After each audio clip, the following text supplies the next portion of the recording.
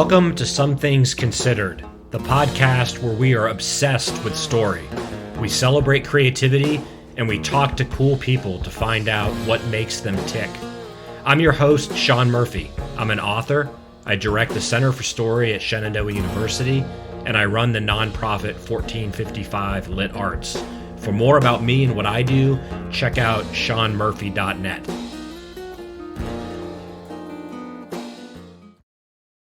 Hey, everybody. Welcome back to Some Things Considered. This is the podcast where we are obsessed with story. We celebrate creativity. And my goal in life is to find cool and interesting people and find out what makes them tick. Sorry to disappoint you today. Just kidding. I am so giddy right now to be joined by the one and only Gina Gershon. Um, Anyone who hasn't watched any movie or TV or generally been conscious the last few decades, let me explain who I'm talking to. Gina has been starring on stage, screen, and television for over 40 years. She's recorded albums and toured, including performing at Carnegie Hall. She is now a published author with a must-read memoir, Alpha Pussy: How I Survived the Valley and Learned to Love My Boobs. I'll take instant bestseller for 500, Alex. Uh, Gina, it's such a thrill. Thanks for being here. Oh, happy to be here. Thank you. That's some introduction you gave me. Thank you. Well, as my fellow Gen Xers will attest, it's all true and all worth it. So let's uh, let's get right into it. So, I mean, I could have spent half of our time just talking about the myriad things you've seen and done, but A, you talk about them in the book, and B, we'd rather hear it from you. I think the first obvious question is, when did it occur to you, like, I need to write a book about this, and now is the time? Um, you know, Writing a book really never occurs to me. It's always kind of comes to me. Um, and really this one, uh, my friend, who happens to be my book agent, he during COVID, I, I we were out one night before that, and I was telling him stories which I don't usually talk about showgirls, really. And he called me the Mhm. next day. He said, you're literally sitting on this entire book. I don't know why you're not writing that because I'm like, because I don't want to. It's just not the way I am. I'm Yeah. fairly discreet with my life. And then lockdown happened and he was going through his own stuff. He goes, you need to cheer me up. Just send me stories, just like for me. And so I just like, and what else was I doing? So I just started, retelling stories. And a lot of the times I tell these stories, I wrote them down just because at some point I'm going to forget about them. It's like, oh, once you write them down, you don't have to think about it anymore. And then the next thing I Right. knew, he's like, great, I'm taking this out and this is what the book, blah, blah, blah. And then I just said, actually, no, don't take it out. I don't want to write that book. It just feels not who I am. It feels strange. And I just Yeah. kind of sat on a few of these stories. And then every now and then, um, I would just, write something, like something would come into my head, like a memory. I'm like, oh yeah, I remember that. And I would just like write it out as though I was reliving it. And Yeah. one thing led to the other. And I kept putting it down because I'd go do my acting jobs, my day job. And then at a certain point, I don't know, like the stories, weird stories just kept percolating in my head. Obviously we had so much time to think about things. And then also during that time, my mother was not well. And so maybe I was Yeah. reflecting back on my childhood and I was also going through so much of my own process, trying to deal with Yeah. things. And then just the stories that just started emerging, I would kind of follow them. And then it's like a pattern revealed itself, like a theme, um, Yeah. of, I honestly, that's how it started. Then at some point, when I remembered the Alpha Pussy story and why that kept coming up about my cat and how to train him and showgirls, I just went, oh, that's the book. That's so cool. And then Yeah. from there, I would get rid of stories that didn't make sense, then choose stories that kind of thematically fit, the Yeah. framework. Yeah, yeah. In my experience, like, even having written books, there's this sense of dread and expectation, but you get to a point, it's almost like a relationship, then you realize, oh, I'm all in. And then there's no turning back. And I think that in every writer goes through that process where it's like, it's note taking, it's research. And then at a certain point, it's like, I'm invested in this and it's starting to make sense. The Yeah. outlines and the contours start to take shape. I would also say that, let's face it, a lot of people that are famous write books. It's obvious that they're not writers or that they're frankly not very interesting. You don't have that problem. In fact, I wrote down, so here's my elevator pitch to everyone watching for this book, which is the book has a provocative title, but you don't title a book like this unless you can write a book like this. And you can't write a book like this unless you've lived a life like this. So, spoiler alert, Gina has lived a life like this. And you talk about your life. And certainly it's your life story, but what I want to love to dive a little deeper into is it's really the story of the cultivation of an artistic sensibility. And you trace these different touchstones from your youth and your adulthood that are weaving into this person that you still are. So it's much more than just I'm going to write the story of my life, which is frankly, I think, very boring. This is not that at all. Yeah, it kind of weirdly became an exploration, almost like an ongoing analysis between me and me. Yeah. And a lot of times I found it really interesting. And honestly, like a few years ago, like when this started, a Hmm. part of me is like, oh my God, by the time this comes out, no one's going to want to hear about this because we'll be past this issue. Yeah. Sadly, we're not. Yeah. Um, and a lot of, especially women, they would tell me stories about their workplace or on the set, and I would be horrified. I'd be like, it's like, dude, you can't, like, you got to nip that in the bud. That's not Yeah. cool.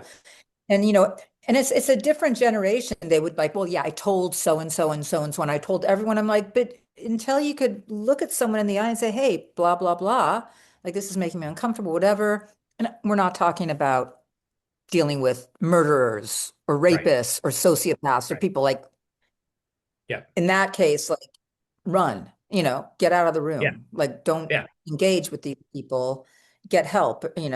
Um, but so I just but a lot of the comments would be oh well, because you don't have to deal with that because you're just the way you are.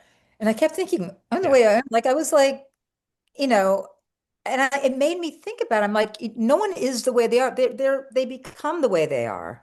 And that's why Yeah. I think a lot of the stories from the valley just started percolating and percolating. And once I started really observing them, I'm like, wow, this is kind of crazy that I went through this sort of, it's not that I put it away, but I put a lot of it away. I just didn't think about it, Sure.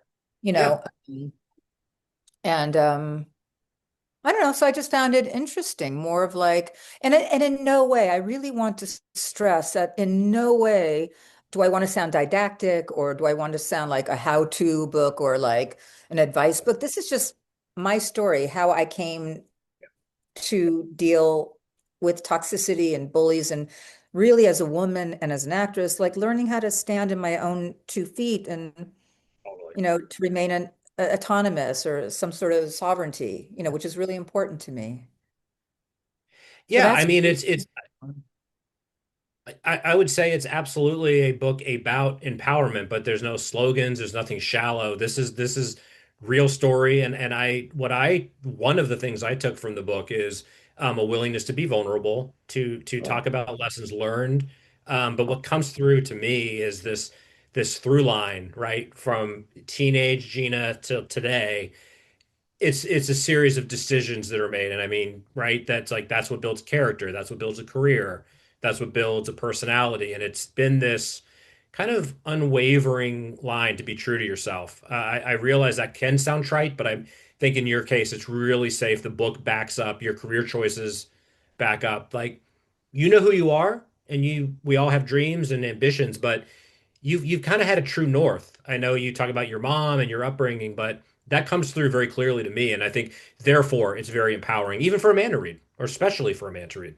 Listen, the whole notion about being an alpha pussy, and it's funny because I always coined that phrase just because it was a real thing when I was training my Yeah. cats. And then it really translated into real life. I'm like, oh my God, I got to alpha pussy my way out of this thing. People kept going, what is this word? And I realized, oh yeah, it's not a real word. It's like a made up word, but I think it's a good word. And it applies to men and to women, anyone who just doesn't want to be Yeah. victimized or they want to, stand and hold their own ground. Which I think Yeah. is really important, especially in today's world, It's always been there. It's just really revealed at this moment in this crazy time we're living in. For sure, for sure. Well, you mentioned the title, but you also mentioned the Valley. I was pleasantly surprised. Again, knowing a little bit about you and just having read the pre-pub, I knew that this wasn't a tell-all that focused on conquests. But I mean, there's a you go really deep into your childhood and your upbringing. So I don't know if I want to say refreshing. I mean, it's not one's typical memoir that one would expect from a famous person. I think it's in the service of telling a story about a very unique individual, but it's like anyone that grew up in that era, especially that place, I would imagine, is going to be nodding their head Mhm. and saying, I remember that because so much of what you invoke, and I say this as a Gen Yeah. Xer, right? Like some of the things we talk about from memories are gone forever, not just like figuratively, but like the places and the whole way the Yeah. world used to be. So I had a healthy amount of nostalgia just from my own childhood, reading some of the things that you talk about. Great. Cool. I mean, at So, some point, I think I was surprised. Like I said, I never set out to write a book. I never set out to write any book. They just start mhm, like percolating in my brain. Um, yeah. And when I was kind of surprised how many stories started coming up. And in the back of my head, I always thought, oh God, I should write, I was a teenage Valley girl because I do, I always say to Paul Thomas Anderson, who I love, so much and what he does so much. He's such a genius, but I'm like, I've got like the like the flip side, the female side of your stories, because we kind of grew up around the same time in the same place. And I really think he captures a certain essence. But, you know, I'm kind of telling it as a girl coming of age, with boobs in that very Yeah. kind of toxic, at times and wonderful at times, but I'm not here to talk about that. I'm here to tell certain Yeah. stories. Um, Yeah. yeah. Like I said, I don't think of myself, if I'm writing a script, I think, oh yes, I'm writing a script. For this, I really just Yeah. it was important. Just I want to tell the stories as truthfully as I remember them. And I'm like a storyteller, you know what I mean? I wanted to Yeah. keep it in my same voice. Maybe there's a couple times I let myself get writery and have a little bit of fun, but I really just try to keep it very conversational and like I was telling you Yeah. a story, It's right? very relatable on a lot of levels. But I think what struck me, especially about, the younger Gina, I don't need to be reminded of this. I'm an old enough and I hope wise enough, but like it always comes across that when we're talking about, the innocence of youth and even indiscretions, the ball game is so different. Like the consequences for young boys experimenting and doing things are very different than Mm. women. And I think that's also a helpful. This isn't, I wouldn't describe the book this way, but a service that you provide is kind of subtly reminding like women always have to be a little more careful. In certain situations, you talk about a few. You always had a good street sense and instinct to avoid like the danger signs. And I think for me as a reader, you read those stories and it makes you like you pump your fist in happiness that you didn't fall prey. But we think about like how many of these stories have happened where the person didn't see the signs or didn't walk away. I'm really lucky. I got really lucky and I am lucky that so many of these stories could have gone a different way. Yeah, Really. And they do go yeah, a different way for girls and for boys. Like it's just people are victimized all the time. And um, I'm lucky, I'm really lucky that I had a dad, the way he kind of instilled in me, to listen to myself and to really trust myself and my instincts. yeah, Um, even even when I look back and having a big brother who was kind of nuts, at times and very aggressive and kind of wild. Yeah. Even that I'm weirdly thankful for, because if I wasn't careful, I'd end up, hanging upside down from a chin-up bar. So you kind of like get an antenna for like, uh-oh, stay away from that right now. I mean, listen, everything we go through, you know, informs who we are. And all those weird moments in the valley that seemed like so creepy, honestly, they probably prepared me from not getting into trouble when I'm on the subway train in the middle of the night in New York City, when I all of a sudden I'm like, uh-oh, you know. Yeah. And then that, of course, prepares you for sleazy times in Hollywood and anywhere. Listen, the world, you know, there's a lot of like bad people out there, and there's a lot of, it's just it's, listen, I don't talk about this in the book, I don't think.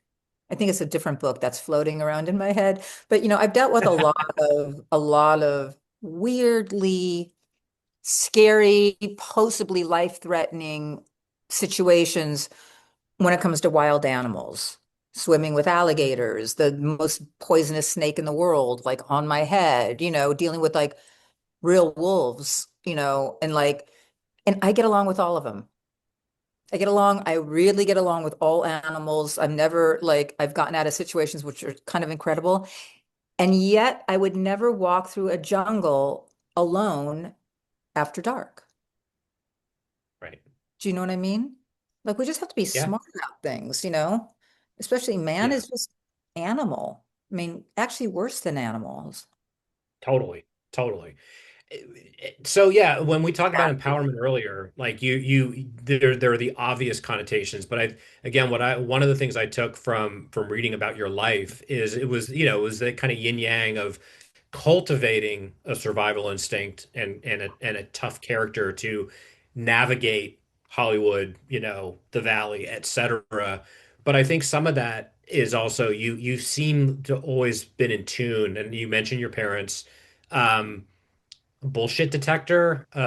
There's so many different words we could use, but over and over again, you seem to be comfortable in your own skin. And I think, again, that it's sad to even make this observation, but not just in Hollywood, right? But in the artistic sphere, in the corporate sphere, in America. I think that's a very rare character trait because so many of us are striving and not being true to ourselves, which leads to regret. But maybe talk a little bit about, or am I overstating it? I mean, that was a strong sense I took from this, and you weren't bragging. You were just talking about how big stakes or smaller stakes, you could usually trust your own inner voice to guide you. I mean, it's all I had. Do you know what I mean? Like Yeah, I'm for whatever reason, I've always had that. It's kind of if I had to have a superpower, I'm like, I could go into a room and read it pretty quickly and I could read people pretty quickly. Um, yeah, but I think that comes out of a necessity sometimes. Thank God I had it, because if not, you know, a lot of bad stuff would have happened. Like when I say yeah, survive the valley, I kind of meant like, you know, yeah, I was one of the lucky ones. There's so many young people as who are just victims to a lot of bad things. And it's right, my heart goes out to every single one of them. And I just wish we didn't live in a world that we yeah, had that, or at least people were accountable, you know. yeah, There's consequences and accountability, which right. we don't see enough.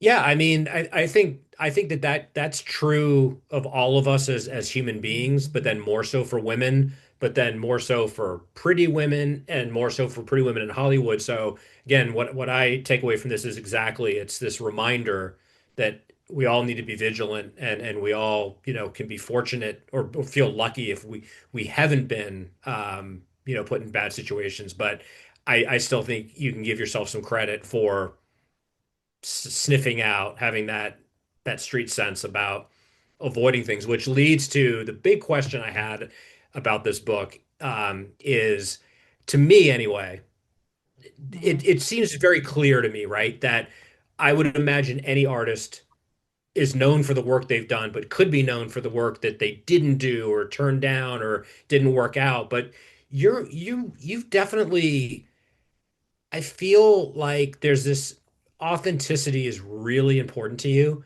So this path of least resistance that I think leads a lot of artists astray, making bad choices, working with bad people to get the paycheck or to get the title, that seemed less important to you. And I want to acknowledge and kind of celebrate that because you again, you don't brag in the book, but you were not willing to do whatever it took. And I do, I just mean that, like, you weren't willing to, I want to be famous, so what's the quickest way to get there? So I think even people reading this book that aren't actresses or writers or whatever, that's also a good reminder to be true to yourself. Listen, uh, first of all, my goal was never to be famous. So maybe that shifts something. I wanted to do Yeah. good work. I wanted to be an artist. I wanted to, tap into something that seemed universal, and that, I don't Yeah. know, for whatever reason, it kind of excited me. Mhm. And also, I just want to really I don't judge anyone for what they do, right? Mhm. Like for some people, okay, they really want to be famous. They're going to do A, B, and C because it means that much to them. And then they have to live with that. And that's between them and them. I Yeah. literally don't cast judgment. For Right. me, um, it's just made me uncomfortable. It didn't Mhm. feel worth it and it didn't Yeah. feel right. I don't, if something's uncomfortable, I really am not, I just like, you Yeah. know, I don't do well with it. And when it's bullshitty or that's why I'm sure there's certain movies I should have taken, but if I don't connect to it or like, oh, this movie will blow you up or this TV show will be Right. just, if I Right. can't connect to it, I'm not going to be really good in it. Like, because I just think, why am I doing this? Like, oh, I'm doing it for money or for fame. Like, Right. that feels kind of not icky, Listen, and don't get me wrong, like I would love to make a lot of money. I'd love to keep Sure. working and all that Yeah. stuff. Yeah. But everyone is different. I'm only telling my version of my story, and I really mean that. I don't judge anyone, but if you're going to do something, then you got to own up to it and don't pretend like, oh, well, I can't believe this happened. It's like, well, you went down that tunnel knowing it's dark and that there's weird stuff, like, then don't do it? I mean, you obviously have a passion for the arts, but again, what I take away from reading these stories is you have a passion for being human. And so therefore, spending time with interesting people, being in interesting situations, doing whatever is possible to remain authentic, that just seems to mean a lot to you. And again, I think what trips people up, whatever their profession, is when they lose sight of that. So it's very clear to me that that's you would rather be doing interesting things with interesting people than the opposite. Well, I mean, everyone has different reasons for doing what they're doing. You can't take that away. Maybe someone's like, Yeah, oh my God, I've got like a family, my whole entire family I have to take care of. Like, I got to do this, which is yeah, completely valid, right? Or if I, yeah. who knows? I mean, the only advice I give in the book, and I really mean it, it's literally the only piece of advice, um, Mhm. is like know who you are, know who your parents are, so that you could figure out who Yeah, you are. And do you know what I mean?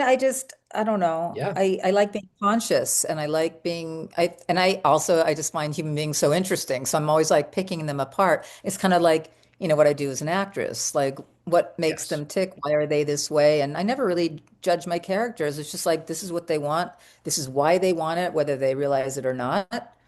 But in yeah. real life, I want to know why I'm acting a certain way. What's my unconscious? Why is it happening? So in a way, I got to explore a lot of that in here a little bit, I think, Yeah. I, you I know. I think so. I think, listening to you talk, I do feel like the connecting theme of interesting art and interesting people is curiosity. Staying curious, being curious, that feeds the work, that feeds the interactions, and it also just feeds empathy, staying relevant, staying interested, and losing sight of that curiosity, right? Being satiated. Obviously, that's not gonna yield a desire to be in interesting situations and learn more and be vulnerable and be open to new Yeah. experiences. I mean, I think in today's world, whether you're an artist or not, especially if you're an artist of any way, I mean, Mhm. compassion is key. Like we need to be compassionate, just I think as human beings, but also to understand why people are doing what they're doing. Yeah. Whether we could change that or not, but I think a certain understanding, if more people had that, I don't know. It's just, I don't know. Maybe we could all get along It better.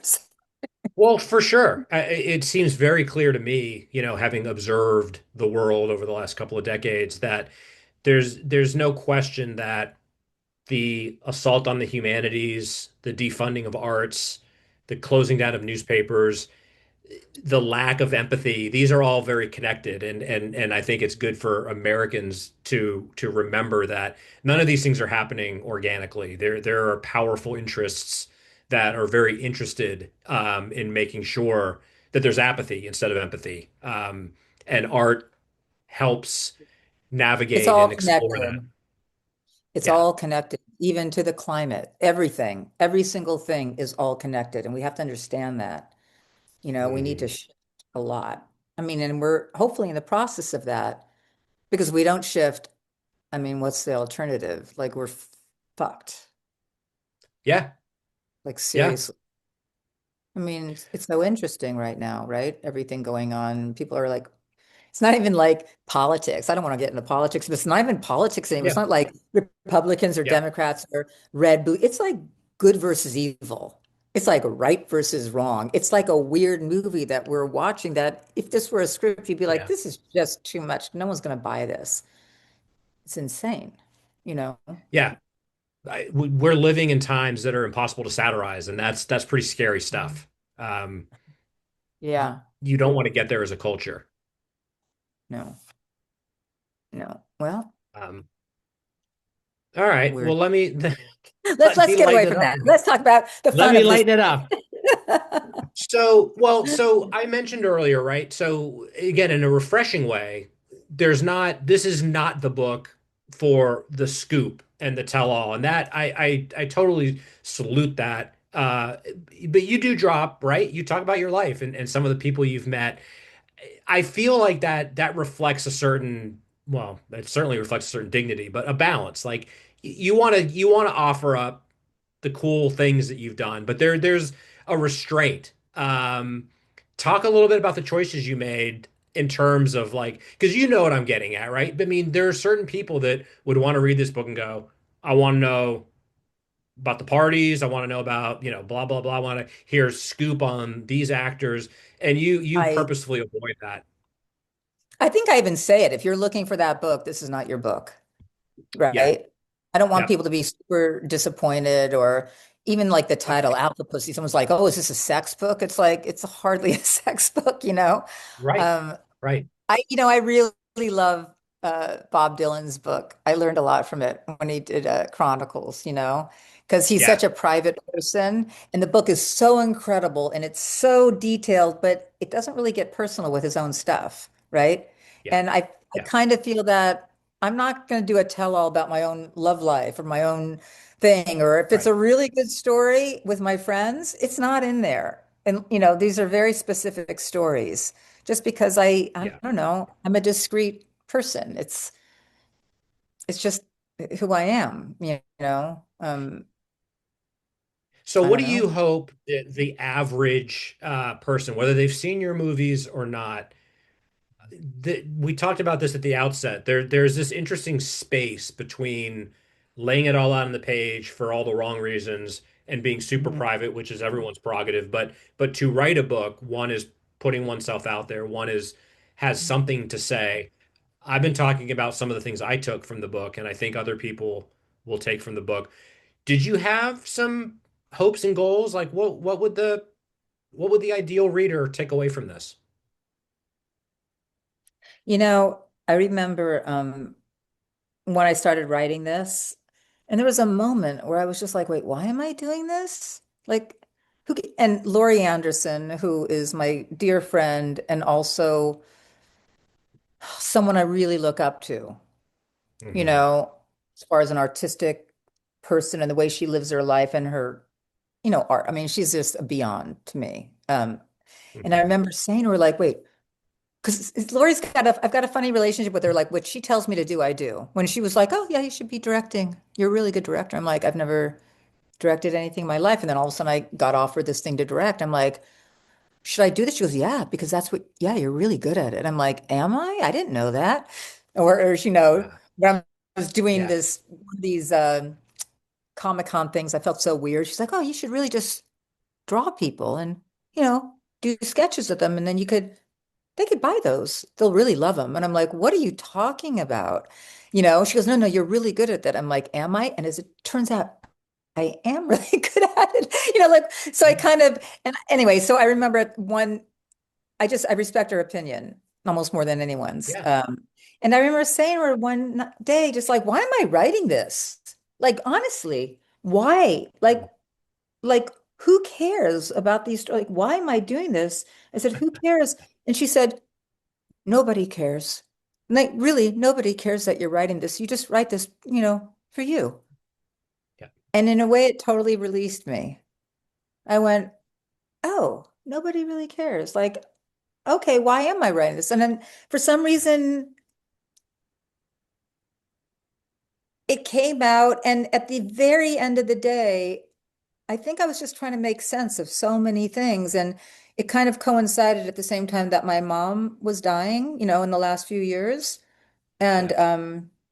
because that whole ending really came as a surprise. Like all of a sudden, and I was like putting pieces, making sense of my relationship with her. Yeah. And as an, ad- I really got into the idea of like, what is our job as a human being? Like, I really think we're here to like learn our lessons. So, we come here to learn certain lessons so we don't have to come back. No matter, like, everyone's got their own belief of how things Right. are. And Right. I was so interested in like generational trauma and the shadow, carrying your parents' shadow and your own shadow.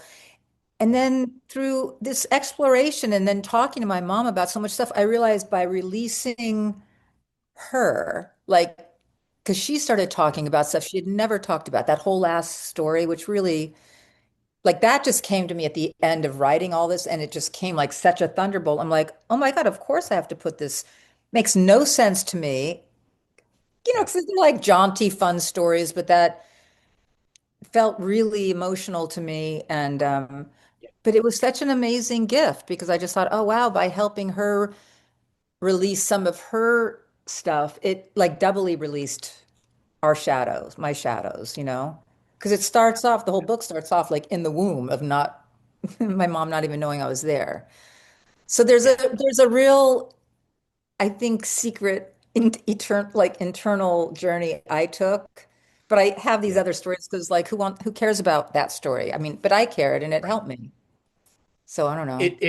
It seems to me like whether you actually did this or not, you could have written like everything down, the good, the bad, the ugly, the salacious, etc., and you pulled out the stuff that was really meaningful to you. And I think the book is better for it because it really is a story. It tells, or it's a series Thank of you. stories. And I think what you just articulated is the essence of storytelling, right? Like it's an opportunity to connect with ourselves, with the reader, with people that might read the book after we're gone. But it's this impulse to have a dialogue and to share insights and observations, and that's where I think the magic happens. Listen, if I, I people are just starting to read the book now, which is so weird to me. It's Yeah, also like, uh-oh, like, and someone who I didn't know, it was like an interview thing. She really kind of got emotional with the mom stuff and like her own, we all have moms and dads, and most of us don't yeah, really connect with them. And I just think it is the yeah, most important thing to figure that stuff out, because just to release ourselves, you yeah, know. yeah, And who am I to write? I don't glean myself, oh, this is a self-help book. Like, who am I to talk Sure. about any of that stuff? I'm just talking Yeah. about my own very personal journey. And if people can take away anything out of it, oh my God, that's amazing. Or if they just have a laugh and be like, oh my God, this is a crazy story. If they enjoy, if they like some of the movies and they like getting behind the scenes stuff, but I don't know.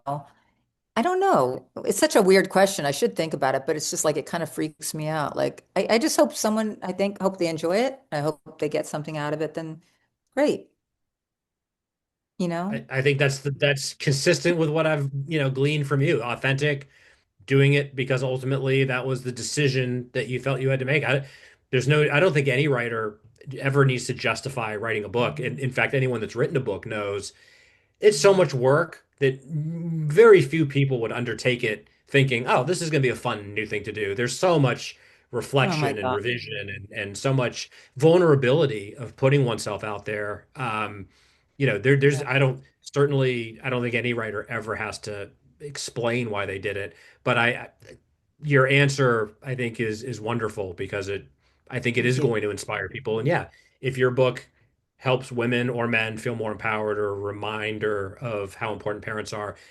You talk a lot about your mom and dad throughout the book, and clearly those were very formative influences. Yeah, I think so. I think everything, even the bad things that happen, they Sure. help you later on in your life. Like there's nothing that's by accident, you know? Um, and I always think it's so interesting. Like at the time, you're like, oh my God, what am I doing here? But then later on, I think I do that a couple times, especially on the set, that I kind of reflect back on weird moments that clearly are helping me in the moment now. I find that so interesting. Um, Yeah, do you know what I mean? I totally know what you mean. I think my humble opinion is that, more content, peaceful people have learned how to not have regrets and have tried to learn lessons from missteps, remember good fortune, be grateful for opportunities, and but to wait till your deathbed to say, well, I can apologize for all the bad things I did, like that's kind of cheating. And I think people that are more evolved figure that out as they go. And that's I think what you're getting at. Like even the missteps or the mistakes, like you learn from those. Those can be the best. I think it's a Billy Joel song. Your mistakes are the best gifts because you can learn from them. Listen, I even have moments in there. I didn't want it to be like, oh, I'm so tough. Like I have a couple moments in there where I'm like, not a very alpha pussy move. But I realize like, oh, this is not good. Like learn from it. Don't do this again. Like, Sure. Yeah, no one's perfect, but it's good to like look at your life and see what works for you and what doesn't work for you, you know? And really totally. just to feel what feels right in your body. There's so much disconnection now when you see people talking and all the crazy stuff going on. It's just like they don't even seem human, you know? Right. Right. I think, everyone craves authenticity and connection, but so many of these devices we have now almost ensure that you can't have that. I think we're in this weird vortex where we can be the hero of our own stories all the time, but it's actually preventing kind of real kinetic connection. And maybe that's part of the Yeah. nostalgia I talk about again, being from that era that you described, like this playing in the dirt and being on bikes. Not that that doesn't happen now, but we lived in a more analog world, and I think I wouldn't say better for it, but like I certainly look back with tremendous gratitude at kind of the freedom and the white space that existed in my Yeah. childhood. Yeah, for sure. I mean, you look at parents now, and that's evolved so much. And like, the whole helicopter parent thing and like, oh, I'm so Yeah, close to my kids. It's like I was growing up, it's yeah, like be home for dinner, it's like, okay, totally. you Yeah, were really left on your own for better or worse, you know what I mean? But yeah, and I think now you wouldn't go home and be on the computer and get so absorbed in stuff. You had to go out and like make fun, else you're bored. yeah. And I think that, again, I'm glad you said that because I definitely thought this while I was reading the book. some of our generation's creatives, like we grew up, you had to be creative. Like, you had to make your own fun. You had to invent things. And I just speaking only for myself, I look back and to me there's a very clear kind of line through outside of school and even friendships. Like if you were going to be bored unless you found things to keep you occupied. And I think there's a creative impulse that gets nurtured through that. Yeah. Well, yeah. I mean, I talk a lot about that. I think I was not in a very nurturing environment in the valley and the Yeah. toxicity of the valley. And Yeah. I kind of wish, I had artistic friends or like when I drew those Valentine's Day and I got sent to the principal's office, I really wish my parents would have been like, hey, maybe we should enroll her in art school, Or, my parents were so busy doing their thing, that I was kind of left to my own devices. That's what was it was so refreshing when my parents finally moved me out of this toxic environment and I didn't have Yeah. inspirational friends. And all of a sudden I was in a world of like dancers, singers, actors, like very serious people. And I was like, oh, thank God. It was like getting water, if I were a plant or something. And I can't begin to think what would have happened if had I not made it out of the valley. Yeah, I mean the whole nature nurture thing, especially the cultivation of an artistic sensibility. And I'd be remiss if I didn't you're too modest to really you don't really go into it in the book and you kind of alluded, but like we need to get some mention of the fact that yes, you're an actress, directed, musician, you clearly can draw, and you're a writer.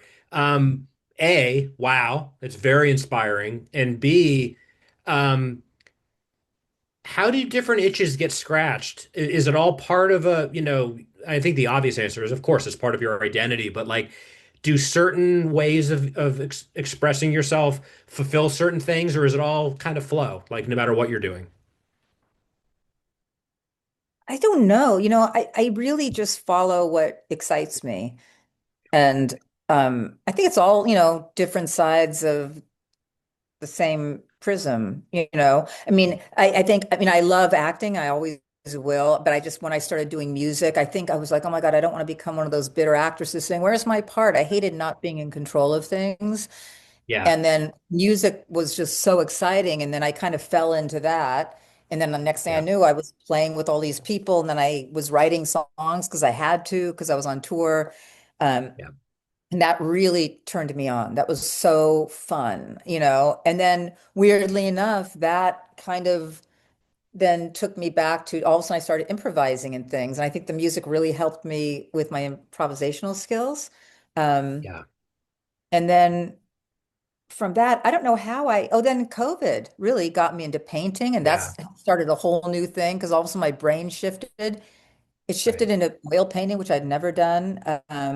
And then all of a sudden I was like, okay at it. It was weird. And then also a script just dropped in my head. I was like, what is this movie I'm watching? Like COVID shifted my brain in the weirdest way. But then I Wow. started writing. Once I started writing these screenplays stuff, I couldn't write music anymore. So then I'm like, okay, I guess I'm in writing now. I kind of Yeah. go with what's happening. And then, I'm always there as an actress going like, ooh, is this a good part? And if it is, then, I can't say no. Acting is that relationship I just can't get rid of because it always like like I'm addicted to it, and I guess in some weird way. But, Yeah. you know, I, I think what I'm getting right is that being productive, being busy, but not for the sake of being busy. I do think that that is the recipe of both a fulfilled and productive artist. If you stay busy, you yeah. follow that curiosity. Sometimes I mean, it's just, listen, there's certain moments where I feel like I could literally just stare at a wall for hours, where I'm like, I'm so happy to be in nature, which is really important. But Yeah. do you find there's always some sort of creative thing going on in my head or my body, and I have to do it, else I just get kind of depressed, you Yeah. know? Yeah. Um, Well, yeah, it's your way of kind of expressing yourself to the world. But again, I guess I with some degree of good-natured envy, you've also traveled a lot. Like you've done some interesting stuff. Your experiences in yeah. nature, in the great outdoors. Um, that's not everyone's cup of tea. So for me personally, I'm the target audience because I find that, very inspiring, and the notion that while we're here, as long as it's safe and not hurting other people, like getting some interesting experiences is part of the joy, I think, of being alive. It's the most fun. I mean, there's so many cool things out there in the world. And I've been really, really, really lucky. I mean, honestly, I see how lucky and blessed I've been with friends in my life, really incredible people. And, especially people who are like, come here, we're going, deep sea diving in Papua New Guinea and blah, you know what I mean? And I have Right. very adventurous, cool friends, and I've been very lucky to be surrounded by an incredible group of people, but Yeah. they mean so much to me. They're like my family, you know. Yeah. Especially when you read me growing up, it's like, I was kind of like almost like an only child because my brother and sister were older and I was left at home a Yeah. lot alone. Yeah. And I think I Yeah. really kind of crave that like family time, and Right. home. Yeah. And I very it's no accident. I look at a lot of my very, very close friends and they're like definitely like family units and like clusters of people that feel like family. It's really important to me. Yeah. Well, you clearly, like, you love experience, you love people, and you love expressing your art. It's like, well, hence a book like this that I think could be, like I said, a guidebook for aspiring artists, but just aspiring people who want to live a meaningful life. So Wow, job that's well done. that's a big compliment. Thank you. I wouldn't even Hey, think of that. I think I showed you before we came in the air. Like, there's reading a book and then there's reading a book. So that the dog ear is always the ultimate proof. But now that you're smiling, I'm wondering if you'll indulge me. It's very it's nothing uh uncomfortable, I hope. But as a Gen X dude, I'll be letting my street cred if I can't get you to agree to just do some quick call and response. I'm going to name a person or a movie, and you can just riff on it for a second or however long you want. Okay, I'll try. Let's see. I All can't right, promise it's a anything. small list. Okay. All right, ready? Pretty I in have the pink. ability to pass if I want to You pass. totally, totally. Okay. So pretty in pink. Oh, oh God. No, I'm trying to think of it was like my first gig, really. Hmm. Um, I remember John Hughes, like when I met him on the set, like I think he just looked at me and I was working in the shop and I was like, "Can I help you?" And I acted, and I think he didn't think I was an actress. And like then he saw me acting in the scene. I don't know. I think that confused him. Okay. Cocktail. Uh, you know, Tom Cruise, making out with Tom Cruise and thinking, wow, I'm getting paid for this. This is so awesome. I will say, and no shame in my game. That is a movie that's, I think we all have them. Like, I've got like a top 10. That movie's on, I'm in. Like, Ah, I'm never not going to watch that. ah, I think some of it, right, is bringing back like an era that is no longer here. But yeah. yeah, that puts you. All right. Hopefully you get asked about this all the time, but I have a feeling you don't, because it annoys me because it's one of my all-time favorite movies. I've written about it. But I don't think it gets enough love. Uh, um, the player. Oh, I knew Well, you were going to there's say the two of them player. actually. You're going to say the player and the inside. I'll say both, and then you can. So the player and the insider are two of my all-time favorites. I Now think I'm the reading player your gets a mind. little Not to bit of. feed into you. But those are the The, two biggies for me. I mean, the player, I talk about that in the book because it was just such an Yep. awesome experience and how that kind of came to be. I Yep. mean, I still watch that movie and I'm still see new things that I hadn't seen before. I mean, Robert Altman was just such a genius. I'm so lucky that I got to work with him. I had the And best time. you give him a lot of love in the book, which is wonderful to read. It was a really incredible experience, and he taught me so much on so many different levels, you know. Yeah. Um, Yeah. Yeah, The Player. It's a great movie. Great movie. It's a great. I know Well, when people are talking Altman. about, oh, have you seen the studio? It's like, have you seen The Player? I mean, I Well, love Seth Rogen and I love all that. Someone's saying, oh my God, it's such an interesting idea. And someone was like, didn't you do that, like a movie version of that? And when I watched, I'm like, yeah, that definitely has the same sort of, vibe. yeah. Yeah, Altman is a I've been a fan, but as I get older, I really think he's one of those directors that you appreciate more as you become more worldly and more mature and have seen Yeah. more things. Like I'll speaking only for myself, but I rewatch most of his 70s stuff, and I'm like, I can't get tired of it. I always learn new things watching those movies. Yeah. Well, also the way, Okay, I mean, his whole way of using microphones and stuff, I think he was like the first person who really did that. Or it was like, it makes it so real and so present. And I mean, yeah, he was just one of the best. yeah, I agree. yeah, okay. The Insider. I mean. You lock horns with Al Pacino on the screen. It's Yeah. one of And my Christopher all-time favorite Plummer. movies. Uh, Yeah. Plumber, That right? movie, Russell. do I write about, I can't remember if I talk about the insider in the book at all. You don't, and the book is not less for it, but selfishly, because I love the movie so much, I was like, give me something. I don't think you mentioned it in the book. You know what? I could have written a piece. I think about the book. I'm like, you know what? I could have written, I should have. I actually should have. Ugh. All Oh right, well. exclusive, exclusive Okay, on the here's an podcast. exclusive. Well, I mean, the thing about the insider that was so interesting is because sometimes I'm so uh the director, Michael um, Mann. Michael Mann, really taught me a great lesson because I remember when they had me come in for the part that I played, the head of CBS, the attorney, Yeah, and I remember yeah, thinking, like, I'm way too young. I knew I used to lie up about my age, with showgirls. yeah. I think people thought I was older because, you don't think about the repercussions later.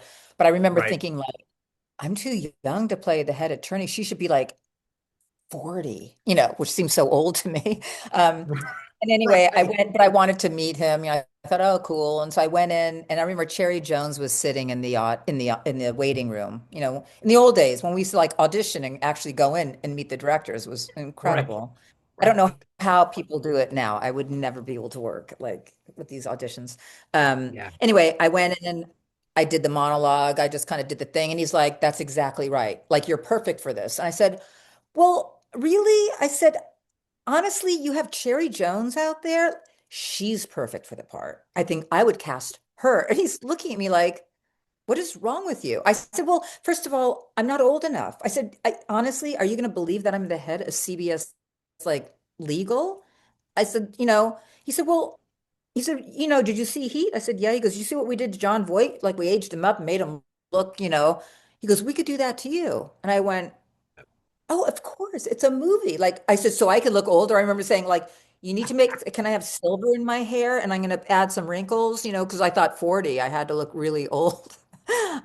And he was just like, yeah, we could do anything you want to make you feel right, but you can do this part. I want you to do this. And I was like, oh, okay. Like, great. And I'm thinking, what am I doing? Like, be in the movie. And as I was watching the movie, I remember I was with my agent at the time Mhm. watching the film, going, why aren't I in movies like this? This is the sort of movie I want to be in. Like, this is, Yeah. and I remember she looked at me, she's like, you are in this film. And I'm like, oh my God, I'm in this film. I swear to God, Amazing. that makes me seem insane. But I remember going like, oh wow, it's such a great film. And Russell's so incredible. And Al, oh my God, I mean, I'm really proud to be part of that film. And I've You got should be. to work with Christopher Plummer, who was incredible. Oh, so good. You don't And have to act at all when he's yelling at you. You just kind of go like, yes, sir. You know, try Mr. Wallace. Yeah, I mean, yeah. I would he say was in, for whatever oh it's my worth, God. what resonated for me when I saw that movie, like in my late 20s, and when I watch it now, you whatever was in the script, like you to me, you're playing a certain type. I was in the corporate arena for many years, the young Yeah. wonder kid who is precocious but has been great at everything and goes up. I mean, to me in that movie, it actually works perfectly that you seem a little bit younger. It's jarring when the viewer's like, is she a little young? And then I just think instinctively an intelligent or experienced person is like, I've worked with people like that. Like that's the person that is there for a reason to kick ass I think and he is wanted this climbing the young, ladder. snarky, yeah, they wanted this young, snarky person. And to his credit, when I was like, I need to age up because I needed to feel older, and they did put stuff on my eyes and they this, but for some Right. reason, the way he shot it blew all that stuff out so you couldn't see Yeah. it. But at least I felt okay. Like I felt like great, I could do this. So, he humored me It with that. it totally works. It totally works. It's a great All right. film. I'm happy to be a part of it. This is so I'm a Larry David fanatic. Curb Your Enthusiasm, my Yes. God, is that the gift that keeps giving? And yes, you're beautiful, you're hilarious, but just talk a little bit about like the scenes you're in that again. It's almost embarrassed. Like I love Curb Your Enthusiasm, like always have. But It's the best. gift that keeps It's the giving. best. Watch it all day, every day. All day, every day. And your character kills me.